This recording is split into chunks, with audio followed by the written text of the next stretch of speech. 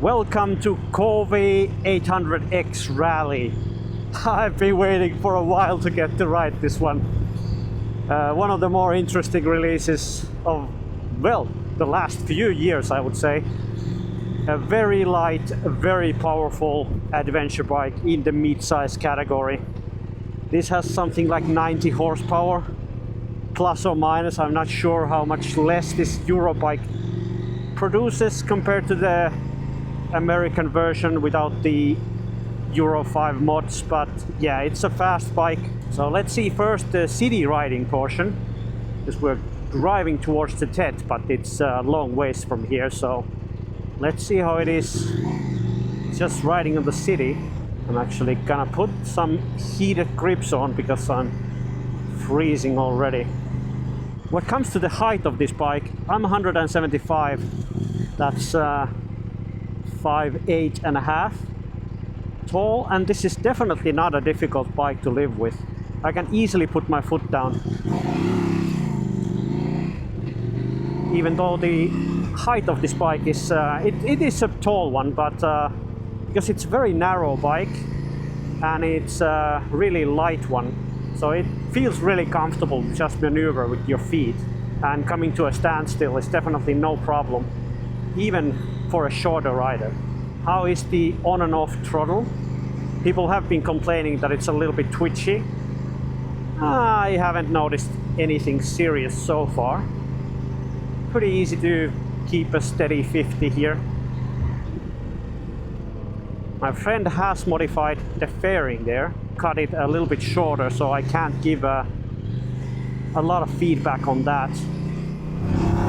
Oh, you can definitely notice that there's some grunt to this engine. It's a powerhouse for sure. But yeah, I don't notice any twitchiness, at least doing 50 in the city. Feels really smooth. No worries there.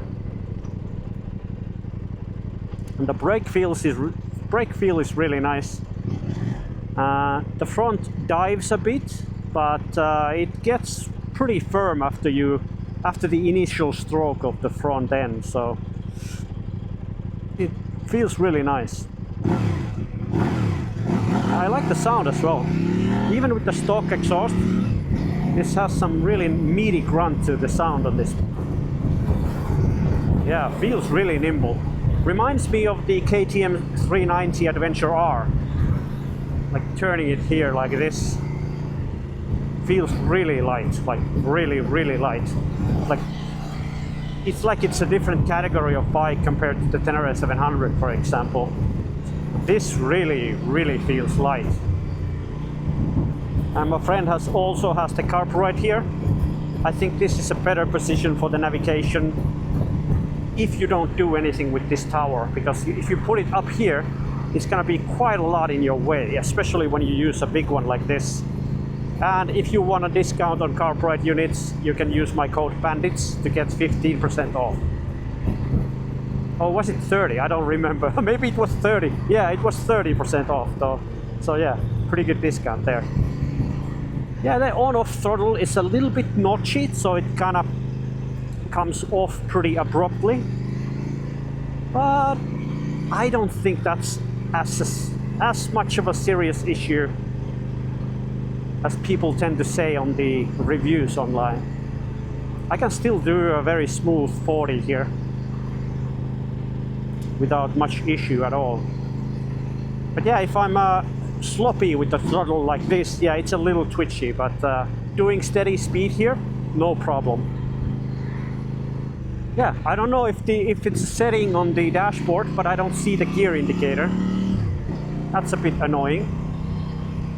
So I hope there is a gear indicator. I need to ask my friend, because right now I don't see it. And I think something like that should be there visible at all times.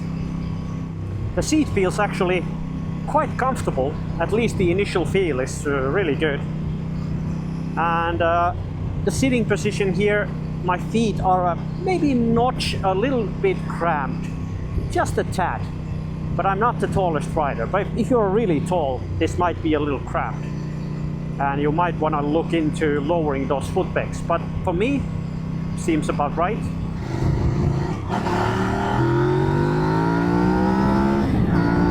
Wow! Once you get going, this bike just wants to rip your hands off. It's crazy fast. Well, you have to imagine that this is a 790 engine platform producing the same amount of power, and it's about 30 kilos lighter, I think. So that's crazy. The difference is massive. Miksi en mä näe vaihteita? Mä en näe vaihteita missä. Mikä?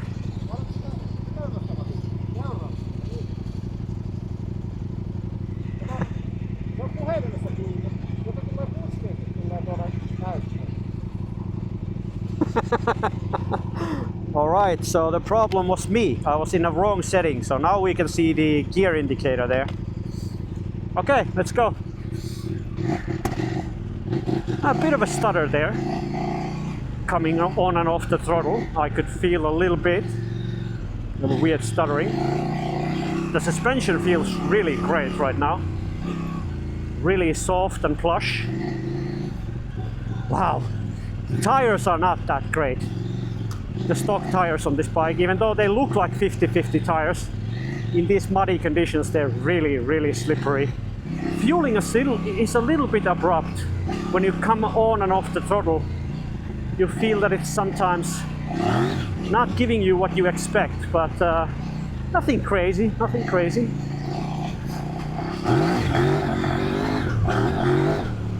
Wow. Like the power is just, it's so insane that they put 800cc, almost 100 horsepower in a bike that weighs 186 kilos, fully fueled. Just a massive amount of power. Absolutely insane. I have to say, I've never ridden anything like this before in my life. Maybe the 890 feels a little similar, but this is so much lighter. You can definitely, you can't compare these bikes. It's just so light, this one. This feels like a CRF with the 800cc twin cylinder underneath. This is kind of crazy. Just insane. Well, that stalled. I did manage to stall the bike for the first time. Stalled it.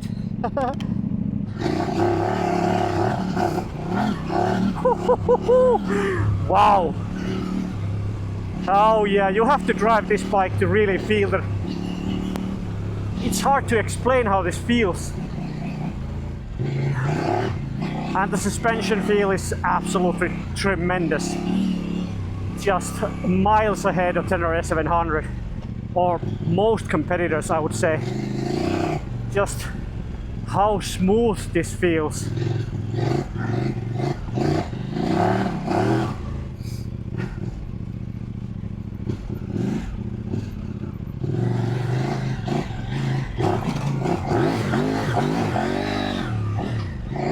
Rider triangle in this bike is a little bit, it's not great. The foot pegs are a little bit up front for my taste. I need to be really on top of the handlebar when I ride this standing up. It's not terrible, but I definitely noticed that. I would like to have the foot pegs a little bit more in the back of this bike. Yeah, the foot pegs position is not great. The foot pegs really need to be changed on this bike. I'm like hanging on by the handlebar, and that's not the great feeling doing this speed. But the suspension is, it feels really good.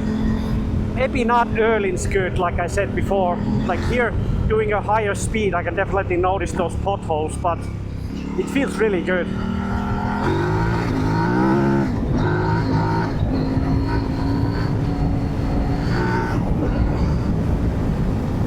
Oh yes, this is so good.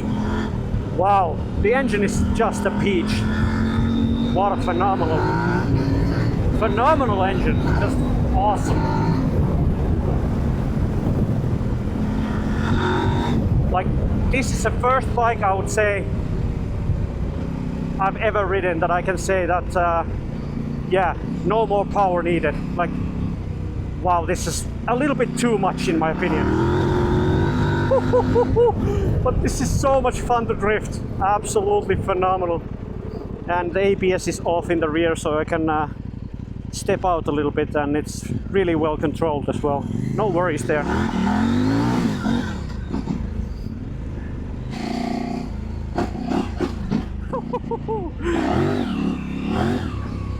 Wow, what a fantastic bike. This is so good that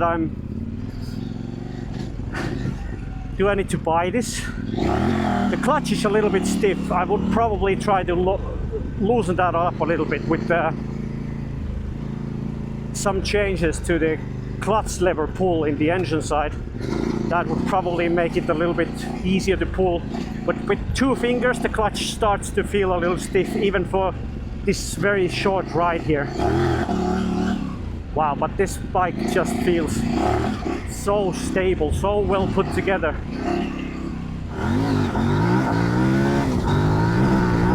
Jesus, this, wow. Oh, when you fully open the throttle, it's just a savage, this engine. It's just a crazy, crazy engine. I just have to focus on the bike and trying to keep it straight. Oh, Jesus! Look at it! Wow! Just a savage amount of power, just insane! This is an insane bike. You can get into so much trouble using this. Using the full throttle precision off-road, it's just crazy.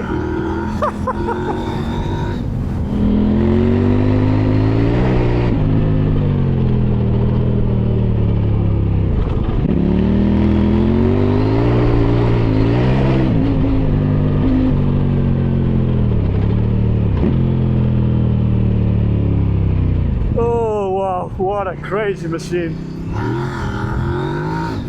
Oh wow. Just incredible. Incredible. Oh. Oh, I don't know. This film is probably really bad because I'm just constantly amazed by the engine on this bike.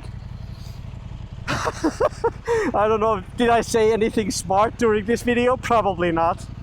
But if you ride this bike, you know why. This is just, even though I know this route pretty well, I really needed to keep myself awake when I try to struggle with this beast. Wow, what a fantastic power on this bike, just unbelievable. This is a breathtaking machine, for sure.